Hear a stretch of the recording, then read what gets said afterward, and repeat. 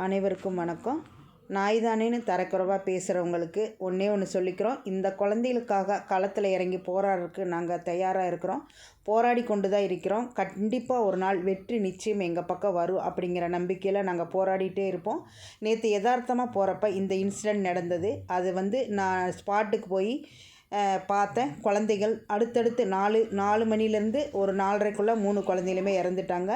முதலுதவி சிகிச்சை அளித்தும் அது வேஸ்ட் ஆகிடுச்சு. முதல் தகவல் அறிக்கை கொடுத்தோம் போலீஸ் ஸ்டேஷனுக்கு.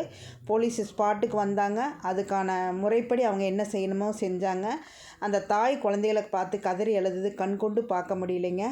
இந்த குழந்தைகளுக்கான நீதி கிடைச்சாதான் அடுத்து இந்த மாதிரி தவறுகள் நடக்காதுங்கிறதுக்காக தான் நாங்கள் இந்த களத்தில் இறங்கி போராடுறோம்.